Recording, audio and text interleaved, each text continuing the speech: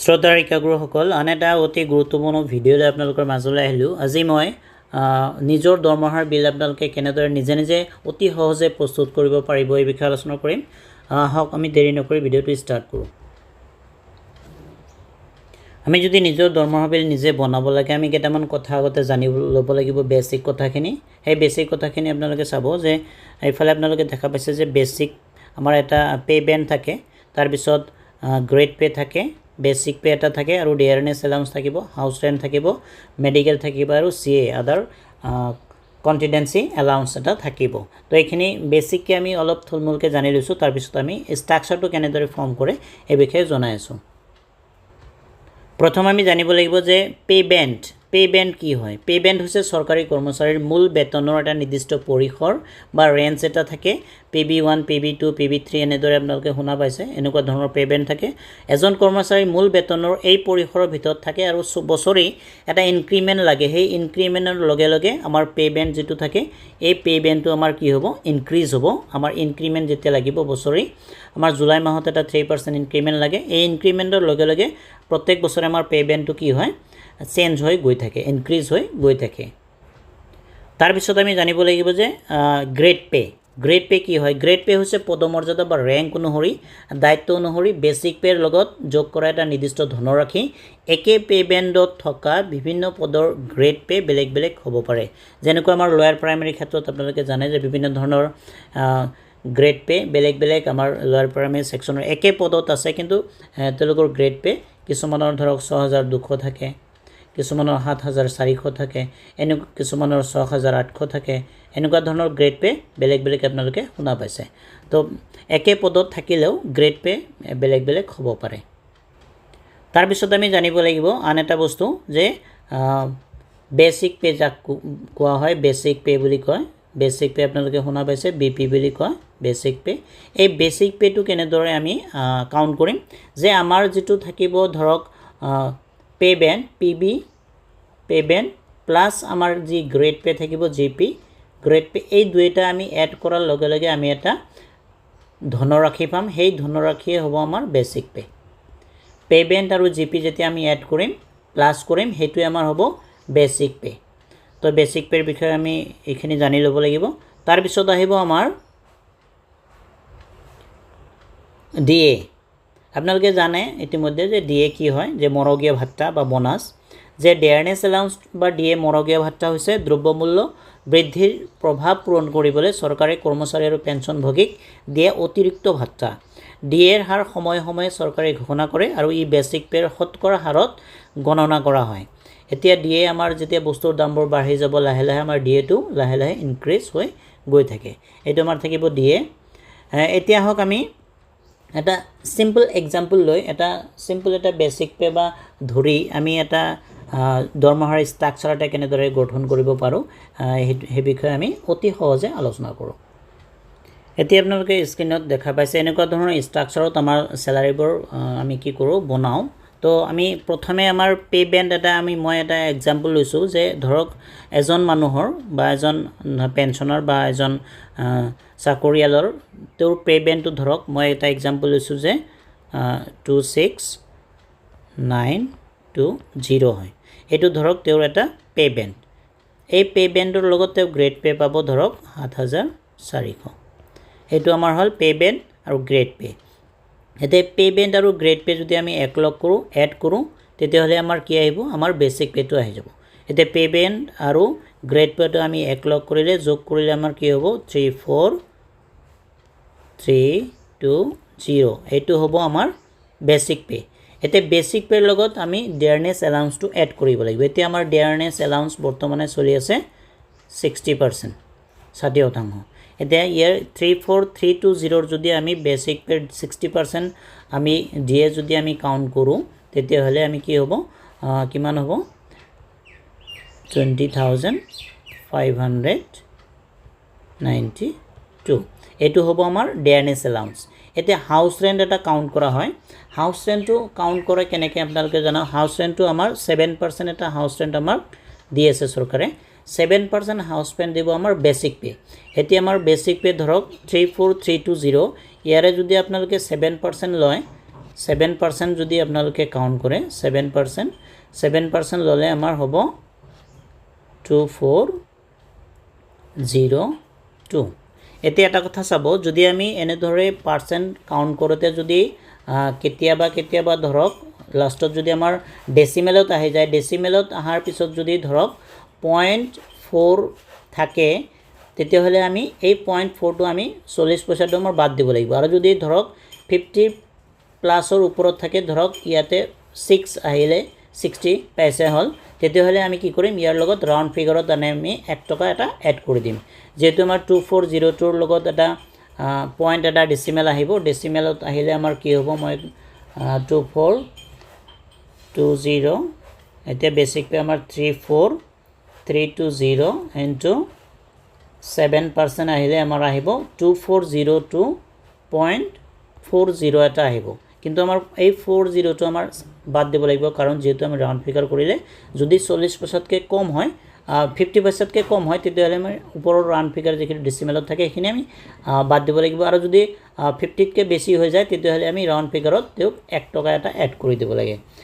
এইখিনি আপোনালোকে জানিব তাৰপিছত আহিলে আমাৰ মেডিকেল এলাউন্স মেডিকেলত আমাৰ আপোনালোকে জানে মেডিকেলত এটা থুলমূল এটা 600 আমাক এটা এলাউন্স এটা দিয়ে তাৰপিছত থাকিব আমাৰ CA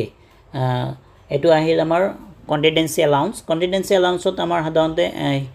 যিসকল আমাৰ লোৱাৰ প্ৰাইমেৰী ছেকশ্যনৰ শিক্ষাগুৰুসকল আছে ইনচাৰ্জত আছে তেওঁলোকে এটা 300 এটা এড কৰে তো মই কণ্টিজেন্সি ধৰা নাই যেহেতু এছিষ্টেণ্ট টিচাৰো বনাই আছোঁ তো এনেকুৱা ধৰণে এইখিনি গোটেইখিনি আমাৰ থাকিল 2692074008 এইটো আমাৰ গ্ৰেড পে বেছিক পে আমাৰ পে বেণ্ড আৰু গ্ৰেড পে যদি আমি একলগ কৰোঁ আমাৰ বেছিক পে আহিব তাৰপিছত আমি কাউণ্ট কৰিম এই বেছিক পেৰ 60% আমাৰ কাউণ্ট কৰিলে আমাৰ কিমান আহিব ডেয়াৰনেছ এলাউন্সটো 20592 এইখিনি আমাৰ আহিল ডেয়াৰনেছ এলাউন্স তাৰপিছত থাকিব আমাৰ হাউচ ৰেণ্টটো থাকিব আমাৰ 7% আৰু 7%টো ক'ৰ থাকিব 7%টো আমাৰ বেছিক পে থাকিব BPৰ 7%টো আমাৰ বেছিক পে থাকিব হাউচ ৰেণ্ট থাকিল তাৰপিছত মেডিকেল এলাউন্স থাকিব 600 তাৰপিছত CA যদি আপোনালোকে এজ এ হেড টিচাৰ হয় টোটালি আপোনালোকে CAটো কণ্টিজেন্সিটো আপোনালোকে এড কৰি দিব এইখিনি আমাৰ গ'ল এতিয়া আমি টোটাল কাউণ্ট কৰিম আমাৰ basic pay ডেয়াৰনেছ allowance house rent তাৰপিছত মেডিকেল টোটাল তেতিয়াহ'লে আমাৰ কাউণ্ট কৰিলে কিমান হ'ব এই গোটেইখিনি যদি আমি কাউণ্ট কৰোঁ আমাৰ এটা গ্ৰছ এটা আহিব এইটো আমাৰ গ্ৰছ থাকিব গ্ৰছ আমাৰ চেলাৰীটো আহিব 57,914 এইটো আমাৰ আহিব গ্ৰছ এই গ্ৰছৰ পৰা আকৌ আমাৰ ডিডাকশ্যন হ'ব ডিডাকশ্যন আপোনালোকে জানে কেনেদৰে হয় মই একবাৰ আপোনালোকক দেখুৱাই দিছোঁ গ্ৰছ হ'ল 57,914 এইটো আহিল আমাৰ গ্ৰছ এই গ্ৰছৰ পৰা এতিয়া আমাৰ ডিডাকশ্যনখিনি বাদ যাব এতিয়া ডিডাকশ্যন কি হয় আপোনালোকৰ যিসকল 2005ত চাকৰিত যোগদান কৰিছে তেওঁলোকৰ NPS হয় বা আৰু যিসকলৰ GPF আছে GPFৰ যিমান তেওঁলোকে কাটিব দিয়ে তেনেকুৱাকৈ কাটে মই এইটো NPSৰ কৰি আছোঁ চ' NPSৰ কি হয় NPSৰ ক্ষেত্ৰত কিমান কাট যায় মই আপোনালোকক জনাই আছোঁ চাব তো NPSটো কেনেকৈ কাউণ্ট কৰে NPSটো আমাৰ যিটো আমাৰ বেছিক পে থাকিব আৰু DAটো থাকিব basic pay BP plus DA এই বেছিক পে আৰু DA এড কৰি তাৰ পৰা আমাৰ থাকিব 10% এটা NPSৰ কাৰণে কাট খাব তো ইয়াৰে 57,914ৰ বেছিক পে আৰু যদি আমি DAটো আমি কাউণ্ট কৰোঁ কাউণ্ট কৰিলে আমাৰ আহিব 54,912 এতিয়া আহিব আমাৰ 54,912 এইটো আহিব আমাৰ বেছিক পে আৰু DAটো কাউণ্ট কৰি ইয়াৰে যদি আমি 10% কাউণ্ট কৰোঁ 10% কাউণ্ট কৰিলে হ'ব আমাৰ 5491.2 থাকিব 2টো আমি নধৰোঁ যিহেতু আমি এইটো 5তকৈ বেছি হ'লে আমি ৰাউণ্ড ফিগাৰত 1 এটা এড কৰিব লাগে তো এইখিনি আমি ধৰিব নালাগে এইখিনি আমাৰ নালাগে তো আমি 2টো আমি ইয়াৰ পৰা বাদ দিম তো আমাৰ টোটাল থাকিব আমাৰ 5491 5,491 টকা আমাৰ থাকিব এইটো আমাৰ NPSৰ ডিডাকশ্যন হ'ব যিসকলৰ GPF আছে GPFত যিমান কাটিব দিয়ে তেনেকৈ আপোনালোকে ইয়াতে বহাব তাৰপিছত আমাৰ আহিল GIS আৰু PTax এতিয়া GIS আৰু PTax কি অলপ আপোনালোকক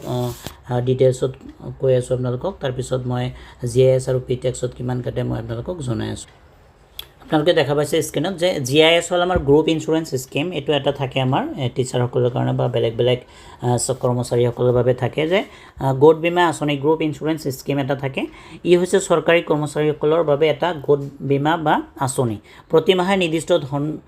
দৰমহাৰ পৰা আমাৰ কাটি ৰখা হয়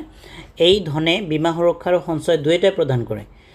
কৰ্মচাৰীসকলৰ মৃত্যু বা দুৰ্ঘটনাৰ ক্ষেত্ৰত পৰিয়ালে আৰ্থিক সহায় লাভ কৰিব পাৰে এইটো আমাৰ GIS আছে এইটোৰ জৰিয়তে চাকৰিৰ পৰা অৱসৰ লোৱাৰ সময়তো নিয়ম অনুসৰি জমা হোৱা টকাৰ এটা অংশ ঘূৰাই পোৱা যাব পাৰে এই GISৰ ক্ষেত্ৰত তাৰপিছত আহিল আমাৰ P-tax এইটো আপোনালোকে P-taxটো চাব প্ৰফেশ্যনেল টেক্স হয় এইটো আমাৰ P-taxৰ ক্ষেত্ৰত পেছাগত কৰ প্ৰফেশ্যনেল টেক্স বুলি কোৱা হয় যাক এই P-taxত ৰাজ্য চৰকাৰে যিসকলে চাকৰি কৰে ৰাজ্য চৰকাৰৰ অধীনত তেওঁলোকে কি কৰে ব্যৱসায় বা পেছাৰ জৰিয়তে আয় কৰা ব্যক্তিৰ পৰা সংগ্ৰহ কৰা এটা কৰ তেওঁলোকে গ্ৰহণ কৰে ৰাজ্য চৰকাৰে P-tax প্ৰফেশ্যনেল টেক্স বুলি কয় এই দৰমহাৰ পৰা প্ৰতিমাহে কাটি লোৱা হয় এই কৰ ৰাজ্য চৰকাৰে আয়ৰ উৎস P-taxৰ পৰিমাণ ৰাজ্য আৰু বেতনৰ ওপৰত নিৰ্ভৰ কৰে বেলেগ বেলেগ ষ্টেটত বেলেগ হ'ব পাৰে বা বেলেগ বেলেগ দৰমহাৰ গাঁথনি থকা চাকৰিয়াল বা তেনেকুৱা ধৰণৰ কৰ্মচাৰীসকলৰ বেলেগ বেলেগ হ'ব পাৰে এইটো আমাৰ P-tax আৰু GIS গ'ল এতিয়া P-taxত আমাৰ শিক্ষাগুৰুসকলৰ যিসকলে লোৱাৰ প্ৰাইমেৰী ছেকশ্যনত আছে তেওঁলোকৰ কিমান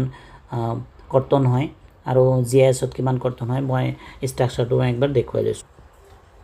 আমাৰ এতিয়া GISটো টোটাল এটা লামচাম এটা কাটে আমাৰ 200 এটা কাটে GISটো তাৰপিছত P-taxটো আমাৰ 208 টকা এটা কাট খায় এইখিনি গ'ল আমাৰ GIS আৰু P-tax তাৰপিছত আহিব আমাৰ MMSLY মুখ্যমন্ত্ৰীৰ লোকসেৱক আৰোগ্য যোজনাৰ অধীনত আমাৰ ইতিমধ্যে দৰমহাৰ পৰা এটা অংশ কাটি লোৱা হৈ আছে যেহেতু আমি কেছলেছ বা ধৰক কাৰ্ডলেছ আমাৰ এটা ট্ৰিটমেণ্টৰ সুবিধা আমাৰ চৰকাৰে কৰি দিছে তো ইয়াৰ বাবে 225 টকা এটা ডিডাকশ্যন হয় 225 টকা এটা ডিডাকশ্যন হয় আৰু যিসকলৰ GPF আছে যদি GPFৰ তেওঁলোকে লোন লৈছে তেওঁলোকে GPF ৰিফাণ্ড কৰিব পাৰে আৰু যিসকলে নন ৰিফাণ্ডেবল লোন লৈছে তেওঁলোকৰ ৰিফাণ্ড কৰিব নালাগে তেওঁলোকৰ GPFৰ ক্ষেত্ৰত হয় তেওঁলোকে দুটা ক্ষেত্ৰত লোন ল'ব পাৰে GPFৰ পৰা ৰিফাণ্ডেবল আৰু নন ৰিফাণ্ডেবল যিসকলে নন ৰিফাণ্ডেবল লৈছে তেওঁলোকৰ ৰিফাণ্ড কৰিব নালাগে তেওঁলোকৰ ইয়াৰ পৰা আৰু কাট নাখায় তেওঁলোকে যেতিয়া ৰিটায়াৰ্ড হ'ব তেতিয়া তেওঁলোকৰ GPFৰ যি মূল ধনৰাশি জমা হ'ব তাৰে পৰা সেইখিনি কৰ্তন কৰি ৰাখি দিব আৰু যিসকলে ৰিফাণ্ডেবল লোন লৈছে তেওঁলোকে প্ৰতি মাহে কিবা এটা নহয় কিবা এটা তেওঁলোকে এটা EMI এটা তেওঁলোকে পে কৰিব লাগে যাতে তেওঁলোকৰ যিমানখিনি লোন লৈছিল সেইখিনি তেওঁলোকে সেইখিনি পূৰণ কৰিব পাৰে এইখিনি আমাৰ আছিলে GPF ৰিফাণ্ডৰ ক্ষেত্ৰত ইয়াৰ পিছত এইখিনি আমাৰ গ্ৰছ চেলাৰী আমাৰ আছিল 57914 পৰা আমি NPS GIS P-tax তাৰপিছত MMSLY এইখিনি যদি আমি ডিডাক্ট কৰাৰ পিছত আমাৰ নেট এটা চেলাৰী আহিব তো আমাৰ নেট থাকিব নেট হ'ব আমাৰ গ্ৰছ মাইনাছ ডিডাকশ্যন আহিব এই গ্ৰছ আৰু গ্ৰছৰ পৰা যদি আমি ডিডাক্টখিনি যিখিনি আমাৰ ডিডাকশ্যন হ'ব সেইখিনি যদি আমি মাইনাছ কৰি দিওঁ তেতিয়াহ'লে আমাৰ নেট চেলাৰীটো আহিব এইটো আমাৰ হ'ব নেট তো নেট চেলাৰীটো এতিয়া যদি 57914 পৰা আমি এইখিনি বাদ দিওঁ তেতিয়াহ'লে আমাৰ থাকিব মই মাইনাছ কৰি দেখুৱাইছোঁ তেতিয়াহ'লে থাকিব আমাৰ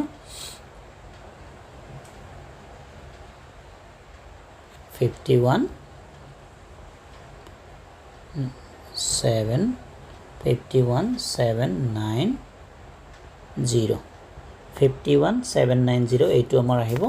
নেট চেলাৰী তো এনেকুৱা ধৰণে আপোনালোকে অতি সহজে নিজৰ চেলাৰী ষ্ট্ৰাকচাৰটো নিজে বনাব পাৰে নিজে দৰমহাৰ বিলটো অতি সহজে বনাব পাৰিব তো ধন্যবাদ থাকিল ছাৰসকলে লগ পাম আন এটা ভিডিঅ'ত